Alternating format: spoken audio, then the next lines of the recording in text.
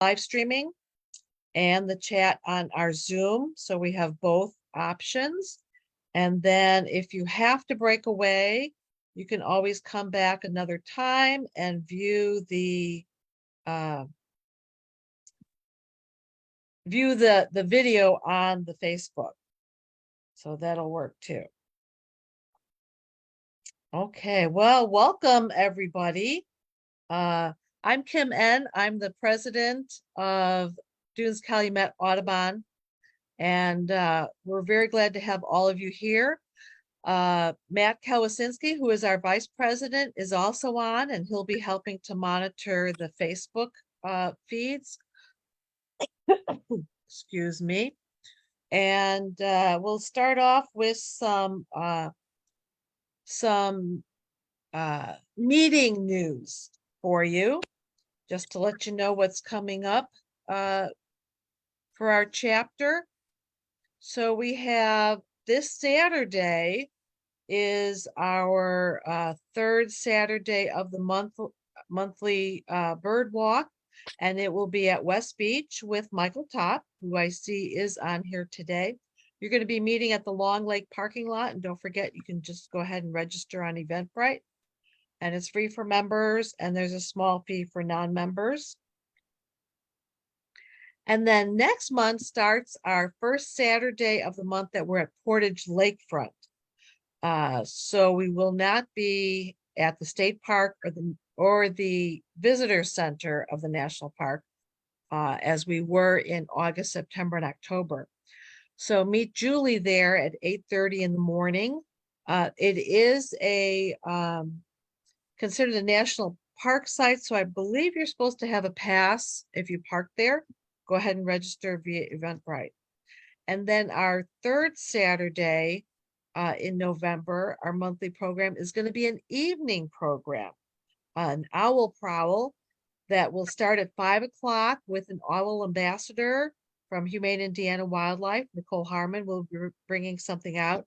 We're starting a little bit earlier in the evening, just so that we still have a little bit of light to be able to see the owl ambassador.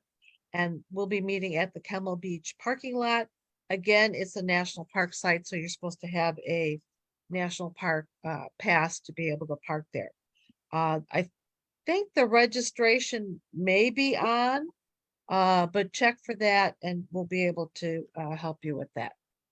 Next month's program is the third Thursday of the month, November 16th, will be Daniel Suarez from Audubon Great Lakes talking about restoration and resiliency in the Calumet wetlands. So kind of I had down bringing back secretive marsh birds, but definitely there'll be some marsh birds talked about in the wetlands. So be sure to join us for that one also. And as always, you can get your Dunes-Calumet merchandise. I'm sporting a sweatshirt. It's an on-demand program through Threadless, and you can get all kinds of interesting items that way. Okay, so I'm going to stop sharing that part for you. And I want to introduce, one other thing I want to let you know is members, we still have elections ongoing until October 25th. So check your email for the information on how to engage in voting for the officers and directors that are up for election this year. So be sure to do that also. If you have any questions on that, you can email us or check the website, has some information also. So I'm very excited about our program tonight for two reasons. One, the Audubon bird migration online stuff has always intrigued me, and I've never taken enough time to really sort my way through there. I'm always distracted by other things flying around and grandchildren. And the second reason is because one of my favorite people at Audubon Great Lakes is presenting tonight. Stephanie Beilke is the Senior Manager, Conservation Science, Audubon Great Lakes, and I'm very excited about this program tonight. So sit back, enjoy, type in any of your questions that you have, and we'll make sure that she gets them answered for us. Okay, Stephanie, take it away. All right, thank you, Kim. And yeah, we might have to say Dunes-Cal is one of our favorite chapters to work with too. So you all are awesome, and I love seeing all the familiar names of folks that I've worked with before on the screen here. But 1 second, I'm just gonna share my slides. All right. So yeah, I'm going to be talking about the Bird Migration Explorer. So I can't wait to share all about this tool with you. Has anyone used it before? You can just drop in the chat, let me know if you've used it. Otherwise, we hope you get on it tonight or later. So for today's presentation, I'm just going to give a brief overview of our organization at Audubon Great Lakes, and then we'll be digging in on the Bird Migration Explorer, how it came together, how it was organized by Audubon's Migratory Bird Initiative. And then I'm going to be doing a live demo of the tool itself. And so we'll be going through these slides first. So Audubon Great Lakes, just briefly, where we work and our priorities. So this is just a map of the Great Lakes region, and this is where we prioritize work in the Great Lakes coastal region. But we are a regional office of the National Audubon Society, and we have a focus on conserving critical habitat for birds and people. And we've focused a lot on wetlands over the years. And so this map is actually showing coastal wetlands of high importance, including the Calumet region, where we've been working a lot on wetland birds. I oversee our marsh bird monitoring program in Calumet that Dunes-Cal has, and chapter members have been involved with doing a lot of the monitoring. If you want to learn more about our work in the Great Lakes region, we have a vision plan that came out a few years ago, and I can drop a link in the chat to that. So you can learn more about where we're working beyond the Calumet region, as well as what we're doing around here. But yeah, that's just kind of briefly what we do here. But I'm going to be talking about the migratory birds. And as a lot of you are likely know, we've lost a lot of migratory birds. Recent science tells us roughly 1 out of 4 North American migratory birds have been lost since 1970. And of the birds in the US and Canada, about 3/4 of them are considered migratory species. And migratory birds tell us about the health of the environment, not only where we live, but across the hemisphere. And by protecting the birds in the places they need, we can also protect the places that people and other wildlife rely on. So more than half of the migratory bird species that we see in our communities spend more than half of the year outside of the US. And so when we're thinking about protecting migratory birds, we need to be thinking beyond our borders and hemispheres to protect places that they need and address challenges they face on the breeding grounds, non-breeding grounds, and along their migratory routes. Audubon came up with the Migratory Bird Initiative to help better understand these migratory routes. And then we can also, inform the work of our teams internationally, like Audubon Americas, to conserve and research birds in other places beyond, where we have traditionally focused. So advances in migration science and technology have allowed us to track even smaller species, increasingly smaller species over time.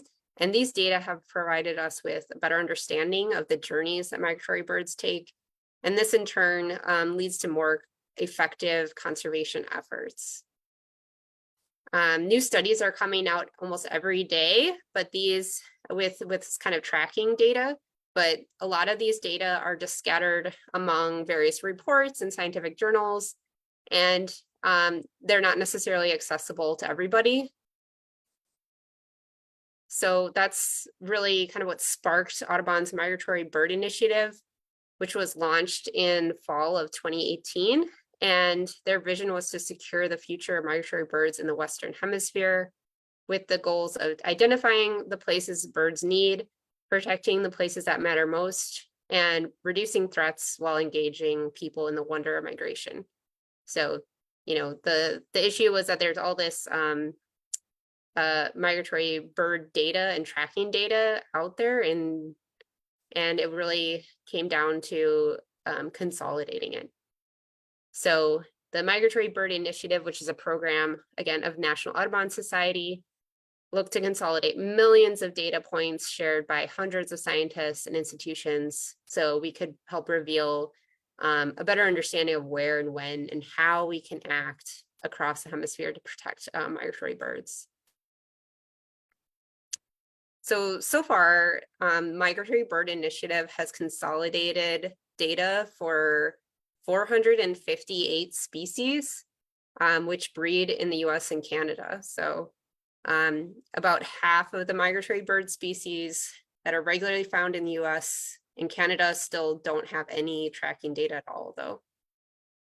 And there are 184 species with tracking data that are now available in the tool that I'll be showing, the Bird Migration Explorer, which represents about half of the available data sets in the Western Hemisphere. So there's still a lot of data out there that need to be added, but they're continuing to work on that.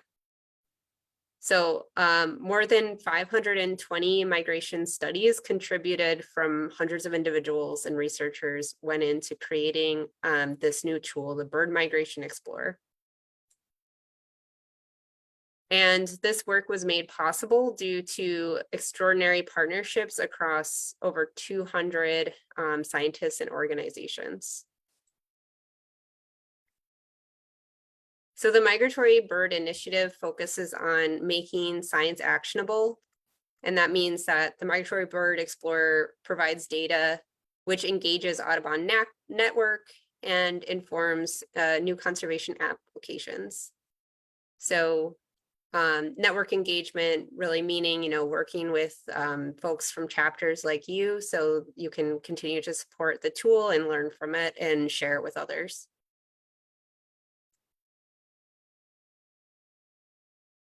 The Bird Migration Explorer is a first of its kind interactive digital platform, and it combines multiple types of migration science data to visualize the journeys of migratory birds. So we can learn how they connect us across the hemisphere and learn about the widespread challenges that they face throughout their journeys. It was designed to engage birders and the bird curious in the wonders of migration and inspire them to take action, as well as to provide conservationists and advocates with accessible maps and information so we can illustrate the hemispheric impact of local conservation actions and the need for conservation policies at the local, state, and national, and as well as international levels. So I'll be showing this in the demonstration, but this is kind of briefly going over the different tools within the Explorer. The first that we'll go over is the migration map for each different species, which shows a complete picture of the important places that birds will use across the full annual cycle.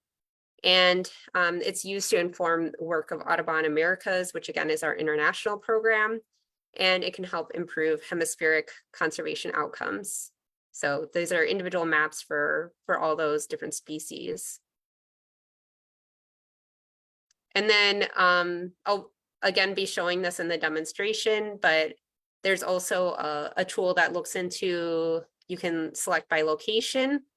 So that will show us how birds are connected or connecting different places and how birds connect us to from where we live to other places across the Western Hemisphere. And then it also shows the hemispheric impact or reach of local threats and conservation solutions. And these local connection maps can send clear and powerful messages to decision makers to take action for birds along their entire migratory routes.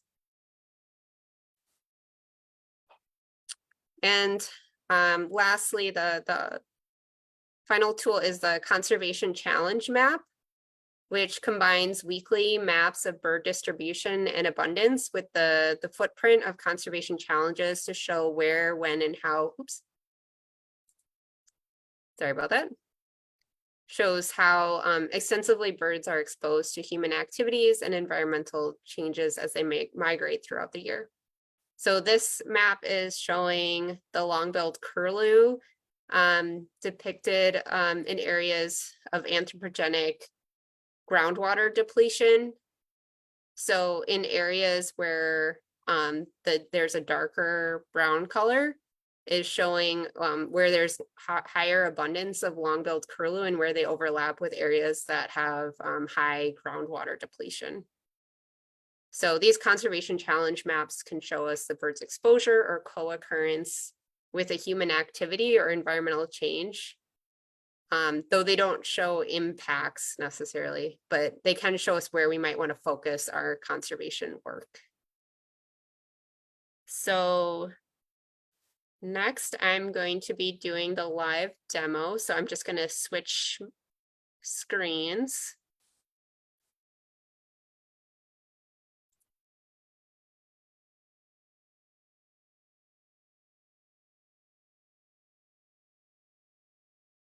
All right. So you should see a map. Well, actually, I'll go back to the main screen. So when you navigate to the Bird Migration Explorer, this is the main screen that you'll see, and you'll see this map with all these colorful lines going across it. And the colors actually indicate these different species groups. So the green is land birds, purple is water birds, red is raptors. And right now it's just a static map, but if you navigate to this panel on the right-hand side, you can turn on the interactive map. And then this is just kind of a fun tool where you can actually see like all of these tracks at once. And it's more just a little more fun to play with, but I like to show it because it's one tool that you can use in this larger tool, but then we'll go through the other ones that I mentioned, the species, locations, and conservation challenges next. So one of the things you can do with these little switch buttons, you can turn on, just look at land bird tracks, raptors, shorebirds, waterfowl or water birds, or you can just kind of scroll across the map and these tracks will actually light up with individual birds that have been tracked. So that's kind of fun to play with. It also highlights like the tracking method that was used in that study. So for instance, this lark sparrow, which kind of looks like it might have flown over Indiana, was tracked using a light level geolocator, which is a type of tracking technology attached to the bird that it uses light levels to determine its approximate location. So, you know, the closer you get to the equator and further away you get, and the time of year, the amount of light the bird is exposed to will change. So they can kind of use that to approximate latitude and longitude coordinates. So, but the customary way to use the tool is to navigate to one of these panels, bird species, locations, conservation challenges. It also, you can take a tour of the tool and that'll kind of show you, walk you through the different things that you can use, or you can also click on this top menu here. So I'm just going to navigate to bird species and it comes up with a search panel and also shows us some featured species as well as all 458 species that have data. So you'll see you can also sort the species list by alphabetic or taxonomic order. you can also select, which species groups you want to look for, which kind of technology that was used, as well as conservation status or conservation challenges. So in addition, I'm going to just, for example, type in location. And so maybe I want to see what birds are near me or have been sighted near me that I can bring up, or I can type in any location. So if I want to type in Indiana Dunes National Park, for instance, this will come up and I can select that, and then it'll filter that list of species that have been observed at Indiana Dunes National Park. I can even filter by time of year. But then I can select the species on here. Oh, I accidentally deleted the location.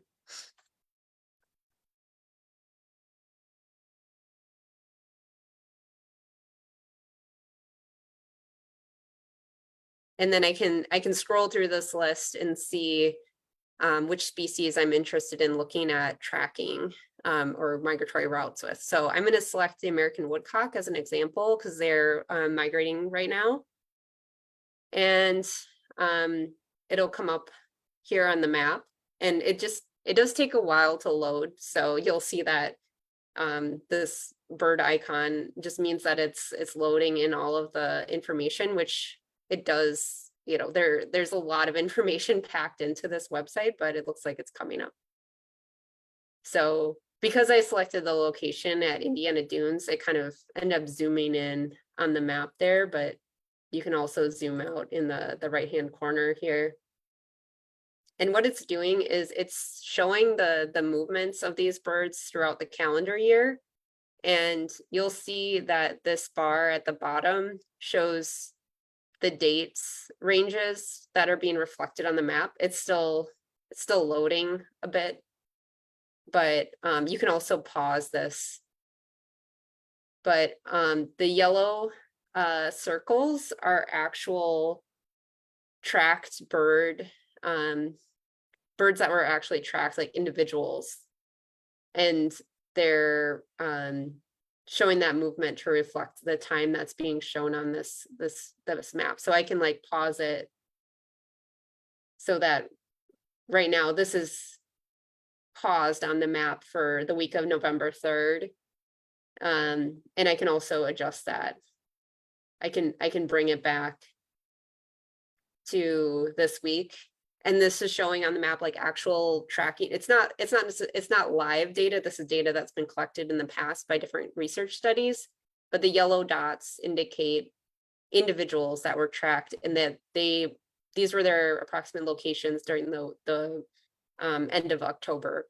And the brown circles in the background in the hexagons show, based on like Cornell data, approximately where the majority of birds were at that week.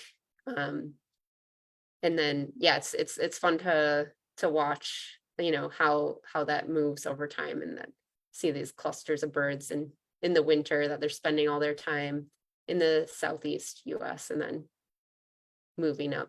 And it also kind of makes you think about how there's different populations of birds that interact with, different areas. So, the birds in Maine may go to Florida, and the birds in Minnesota or whatnot might go to Texas or something like that. There's different kind of routes and different areas that birds use depending on where they spend their breeding, but that's not necessarily the case across all species. So with the American woodcock, there's also a lot of information here in the side panel. So you can learn more about its conservation status.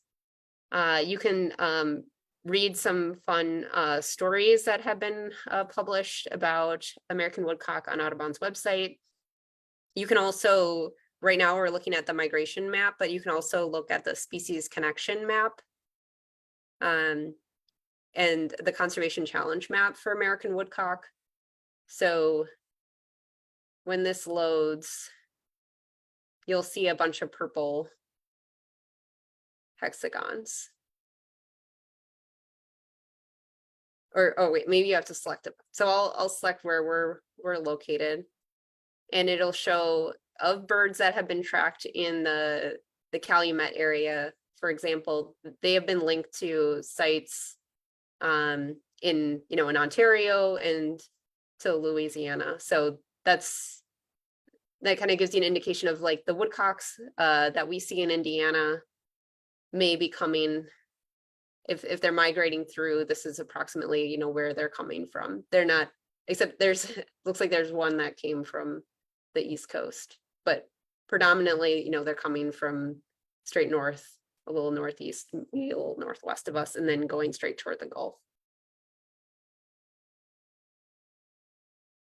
And the conservation challenge map will show, you know, what kind of conservation challenges these for this since we still have American woodcock selected, what kind of challenges they face throughout the year. And in here in this box here, you can scroll through and see, you know, what are the really strong impacts on the species. So it looks like, and this is the calendar year showing, but we can select one of these. Like, we know light pollution is a factor affecting woodcock populations during the migratory season, but forest management affects them year round. So you can select that and see not only during the year where that challenge affects them, but also, you know, where in the world they're affected by forest management, and potentially affect the conservation of them, you know, throughout their annual cycle. And eventually this will be filled with a grid of yellow to reddish colored hexagons. And as it'll move over time, again, it'll kind of scroll through this calendar, and the darker hexagons will show up more wherever those birds are located. So it's kind of, it's still loading right now, but you know, this is probably showing their breeding, and then these hexagons will change over time once it fully loads.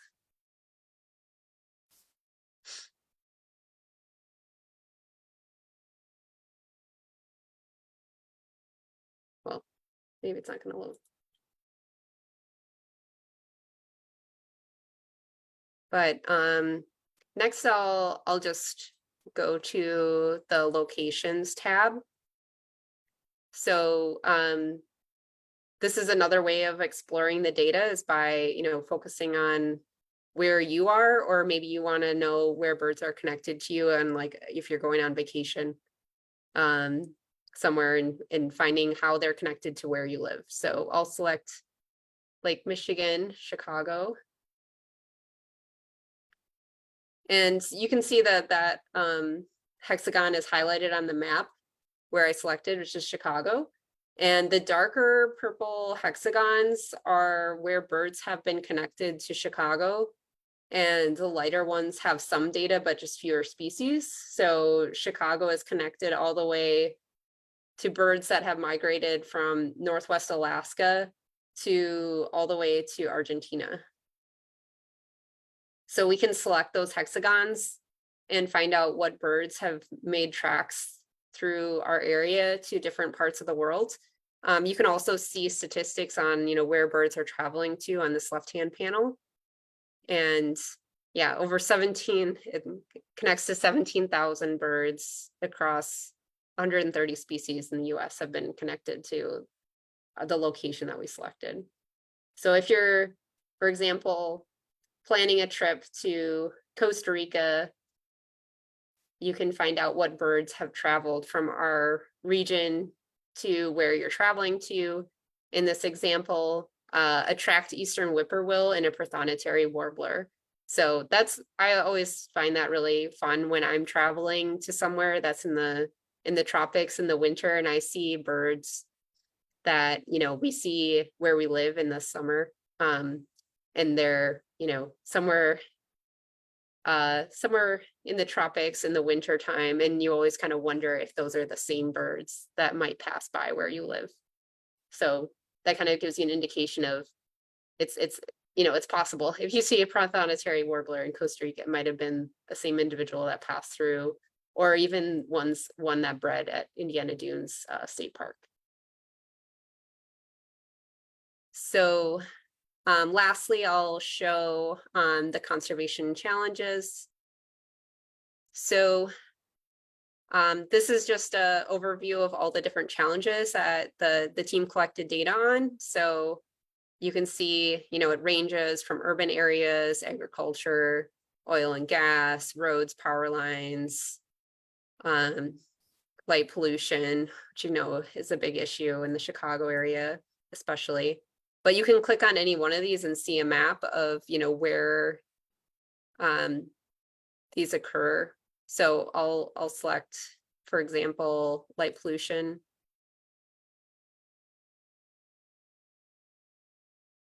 And there's a map of hemispheric wide light pollution challenges and where they're most predominant. So the darker the color, the more species are exposed to that challenge.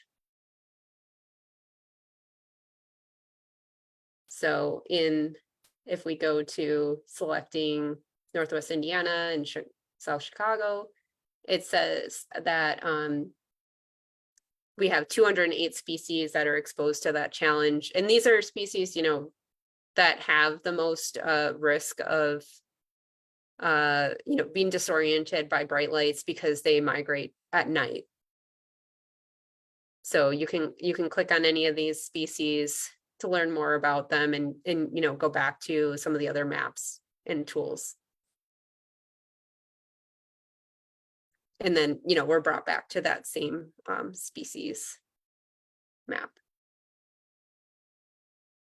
So yeah, I encourage you to check it out. And Hey, Stephanie, yeah. of the challenges, what about cats? Are cats considered a challenge on this map? Oh, that's a great question. Yeah. Well, I would think that they are probably linked to urban and suburban areas. So I don't think they have a map just for cats, but I would think that they're very highly correlated with those maps. We don't, typically see cats in areas where there's not people. So, but yeah, it's a good question.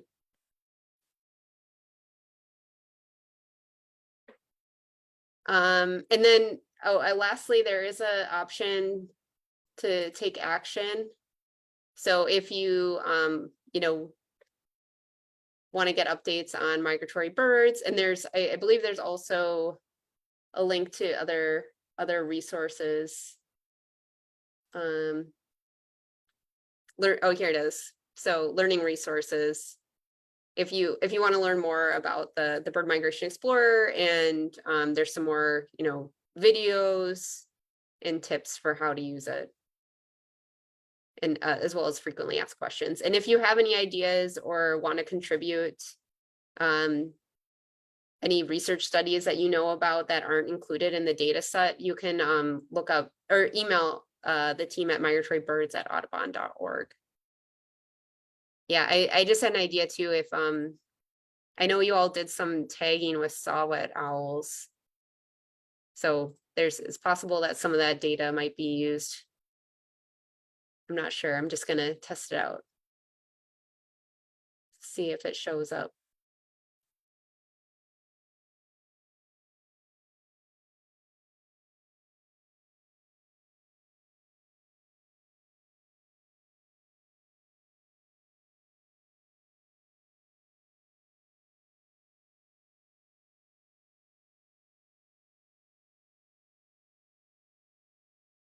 Looks like it's showing a winter range in Indiana.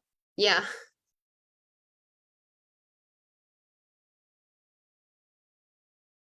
Oh.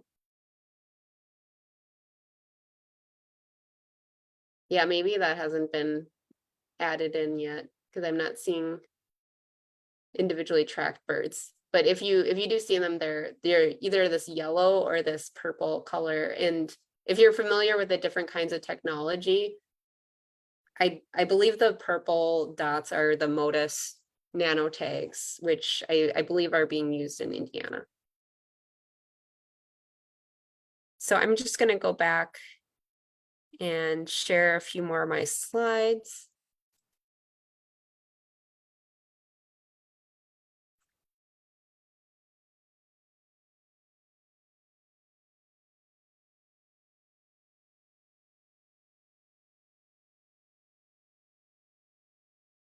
So just to review, these are other ways that you can get involved in contributing to the migratory bird or the Bird Migration Explorer. Just submitting checklists into eBird, which many of you are probably already doing, that actually contributes to the data in the tool. If you volunteer at a banding station, banding data is also used in the tool. If you know anyone that's collecting tracking data and you want to get it into the tool, you can email our team at migratorybirds@audubon.org. They're also interested in just learning more about how people are using it. So feel free to reach out to them and let them know. And then if you want to help other chapters or members use it, you can become a chapter champion on Migratory or Bird Migration Explorer. So again, I'll link all these in the chat, but I can also start taking any questions.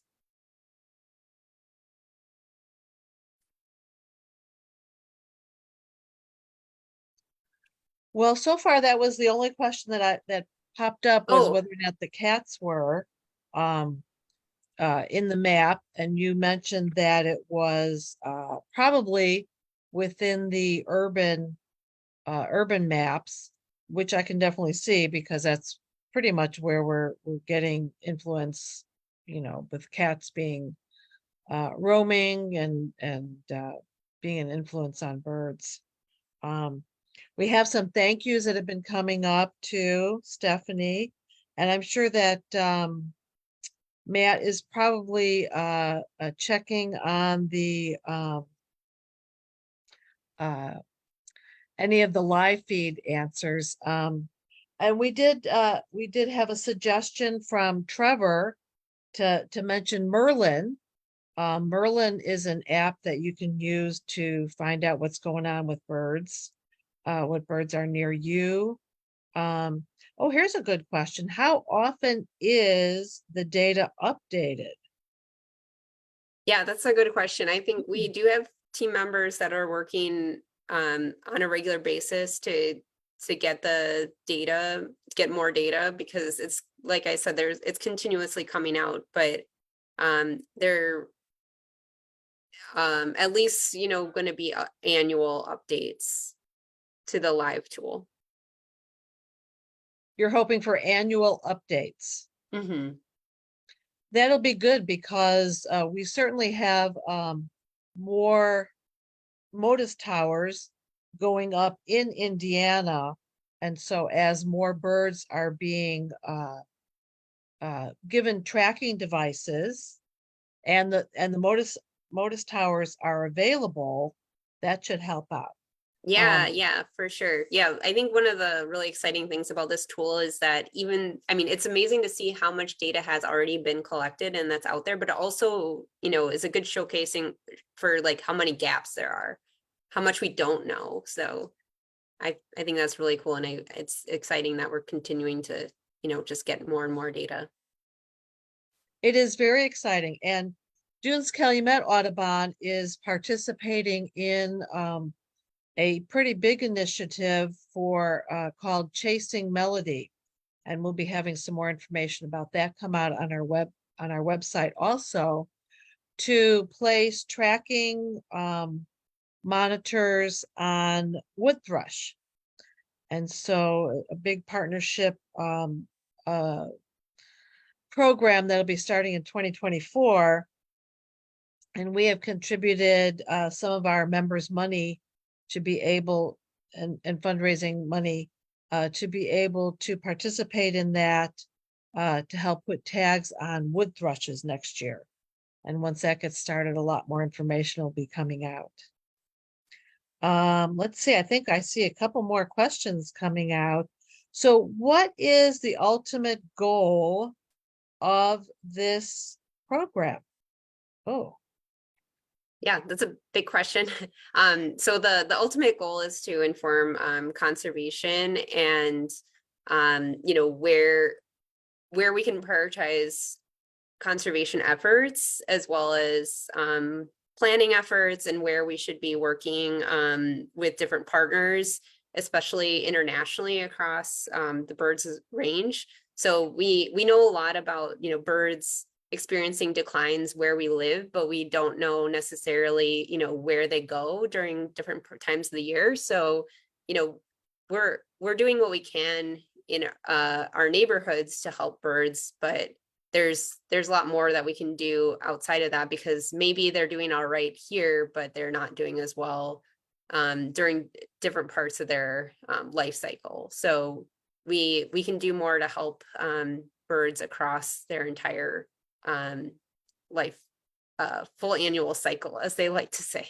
so what does that conversation really look like? I mean, you showed us a little bit of the American woodcock, and we know that we have the woodcock has been identified in our area. What kind of conversation do you have with those stakeholders or those people that are holding the property, like national park, state park, uh, county parks, etc.? What does that conversation kind of look like?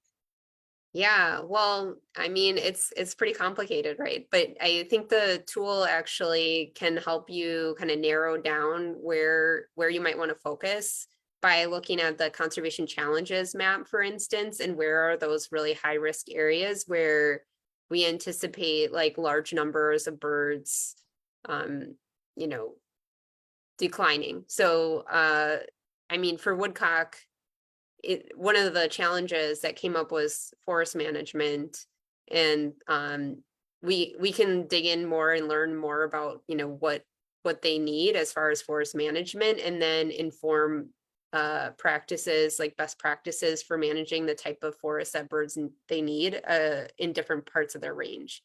So I'm sure the national park is probably doing really great things already, so it may not be necessarily where you have that conversation, but in the area, one of the um reasons for decline of woodcock, that we see a lot of building collisions. So maybe that's what that conversation looks like, is to try to prevent window collisions, get people to turn their lights off at night, and install bird friendly window treatment and things like that. So Stephanie, how do you think that we could use this bird migration map, this tool, when we're talking to legislators to help them understand the need to protect birds and their habitat?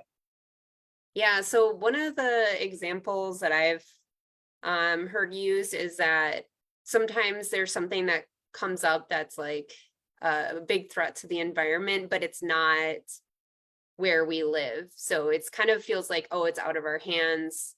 It doesn't affect me. There's threats to the Alaskan National Wildlife Refuges, and or the Arctic National Wildlife Refuge. And then you could look on one of those connection maps and find out that Northwest Indiana is connected to birds that use that refuge because they migrate through here. So you can say that, like, we should do something to protect our refuges in different parts of the hemisphere, because those are our birds too that use those really important habitats, and kind of make that connection. And you can use that map to like visualize that. But yeah, also the conservation challenges map is also really helpful. It's like maybe you can highlight on a map that conservation challenge that bird faces is the highest in your region compared to elsewhere, and that gives you an opportunity to really take action. Mm. Do you know if this data has ever been shared with like the wind farm operations? I don't know personally, but I know that Audubon generally does a lot of work with green energy. So I think they might have like a separate effort that might be more dedicated to that, but I can't speak to it personally. So I think is that one of the things that was on the conservation challenge? I saw that there was like urban, suburban, you had forest, there was light pollution. Trying to think Oh if yeah, wind it is. energy, You're right. Wind it is on there. turbines. Yeah. Yeah. Yeah. So that could be a really good way of using it too. I haven't really looked into that. We did have a couple other questions and they were about like the tracking devices and how does that Hmm. work and how long do they last? And I think the other one about yeah, that was it about the tracking devices. Um, it- did you want to Yeah, say anything about that? I know that you do a lot of bird banding. sure. Yeah. So there's different kinds of tracking devices. And depend the time length that they last depends on the device, and it depends on the bird's weight oftentimes, because the size of the tracking device and the battery that it can take depends on the size of the bird itself, because there's a limit to how much weight you can put on a bird, and um it's pretty small. I think it's like 1% or something like that of the body mass that is allowed that you can put on a bird for it to be, safe. And then there's different types of tags, like we did a project where we put a tag called nano tag on black terns, and we had to use a smaller tag because we wanted to put it on birds before they fledged. So they were pretty small, but we did have to wait for them to be about 40 grams or so they were about ready to fly. But those tags really only lasted about 90 days. And that was also limited because we had to just get a smaller tag because of the weight of the bird and just the technology that was available. So the nano tag is something where it's a tag that communicates with a radio tower. So it sends out a signal using a little antenna that kind of is pointed off towards the back of the bird, and that communicates with towers called modus towers that are placed kind of opportunistically across the hemisphere. And we do have some in Indiana, and the place where we launched the tagging project was in Michigan, and we got hits to different radio towers of those birds after they fledged. It showed them going basically straight east and then following the Atlantic coast, and our furthest tag was picked up in Florida. So that's one example of technology. And then the other one is the light level geolocators, which doesn't have an antenna, it doesn't send out a signal, and it depends on you being able to retrieve the tag. So what usually happens is people put them out on the breeding grounds and then recapture the bird the following year, and then they find out where it went. And it actually records the amount of light that the bird is exposed to during the day, and we know approximately how much light and when it is based on how far it is from the equator and just the day length. Depending on the time of year, they can actually go back and figure out where the Are bird those was. light trackers, are those cheaper or easier to use than the nano tags that use the I modus towers? I think they're more expensive actually. Oh, Yeah. interesting. Okay. So Because you we do have really, yeah. in our area, we do have a modus tower at the Indiana Dunes State Park. And I know that they have been adding some modus towers throughout Indiana. I know Fayette County, and I think Marion County also has them. And I haven't really kept up on them, but I think that there is like a way, is there a website or something that Yes. people can go to? Yeah, I'll drop that link in the chat. Great. So you can, it's another really fun site to explore because you can see a map of where all the towers are, and you can click on the towers. You can also search by species and then follow all the tracks of different birds that were tagged. But yeah, we when you click on a tower and then you can see how many species were tagged, you can actually see a map of where those individual birds have traveled. Thank you. Yeah, we had a question about why birds fly into lit windows versus dark windows. Matt Kawasinski has put a link in the chat about from Audubon that talks about light pollution. Stephanie has put in the link for the Modus towers, it's called modus.org. There's another thing about light pollution in the chat, birdcast.info. And I think that's about all the questions that I've got popped up here. Very exciting to maybe use this bird migration map. I'm looking forward to kind of seeing what birds are really connecting through our area, and especially since, you know, protection of the wetlands here in Indiana is very, very important to us. And with the upcoming legislation in Indianapolis at state level, I'm hoping that it's something that we can keep an eye on and maybe help out with, especially in Lake and Porter County as part of that Calumet region that Audubon Great Lakes is doing some conservation projects. We definitely want to keep well informed and hopefully help participate in improving habitats for birds. Excellent. Anything else that you can think of to bring us up to speed with conservation and using this map, Stephanie? Oh yeah, I also saw that Matt linked a website of the Smithsonian about how different kinds of tracking devices work. So that's another helpful link in there. Yeah, I mean, I think that's about it. There's just so much more to explore. So I just encourage you all to check it out, and I hope you can find new ways of using it and more than I even described. Okay, here's one more question. What is the one thing that the average birder can do to help the birds? In your opinion? Well, what do you all think? What are What's you one doing? thing? Yeah, I would love to hear from you. What one thing that you're doing to help birds? I mean, I could name so many. There really are a lot of things. I mean, as far as your own little backyard, planting native plants, providing habitat for birds. Oh, there somebody just said plant natives. In your neighborhood, keeping an eye out for things like I even think like protecting trees from being cut down just because they're, you know, decaying, as long as they're not, you know, in an unsafe environment for people. Be a Things marsh like bird monitor.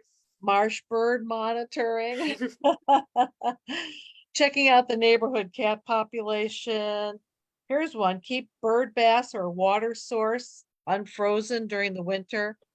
I actually have a little man-made stream in my backyard that runs continuously.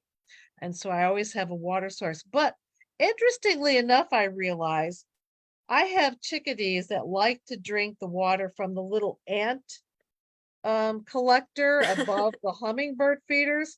So I'm thinking, when I put away that hummingbird feeder, I don't think the chickadees want that water to go away.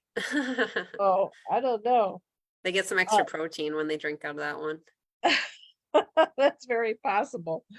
Let's see. Somebody else said about, oh yeah, posting about our birding trips on social media has certainly raised awareness among, this is I think from Patricia, is that right? Let me look real quick. Yes. Yes, raising awareness, you know, birding trips and some of the other things that we've been posting. Matt Kawasinski, our vice president, has been reposting some of the different things that are coming up, such as, you know, there was a petition out there from Chicago Audubon Society about the lights out in the Chicago area. We certainly can look at some of the buildings around where we might live to see whether or not they have bird-friendly glass on them. Look into that to see what challenges each species faces, certainly. There is a native plant planting over at the Highland Heron Rookery. I think is that coming up this, I want to say it's like coming up on a Wednesday or something. Matt's going to check on that for us.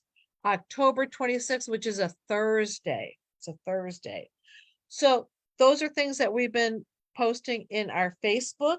So be sure to look at that. And you can always email us. Check our website for programs and field trips that are coming up, certainly.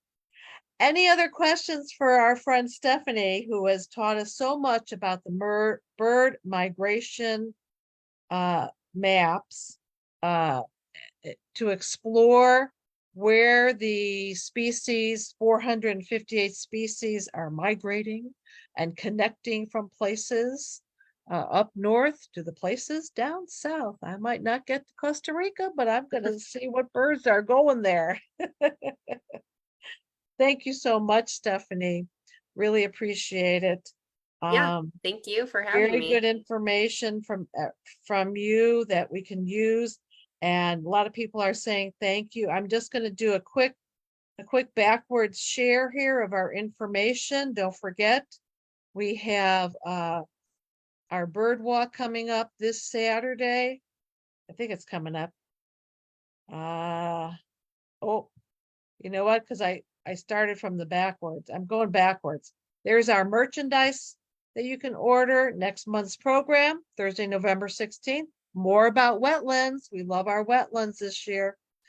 Our bird walks that are coming up, Saturday, November 4th, Saturday, November 18th, and then of course our bird walk this Saturday, October 21st. I think there's still some room left in it, so you should be able to get on the registration and see what's left for that. So I think, a lot of people saying thank you. Thank you so much. Thank you everyone for joining us, and enjoy the rest of the weekend. Hopefully you can get out there, do some birding in between the raindrops. Thank Great, you. thanks. Thank you, Stephanie. Bye.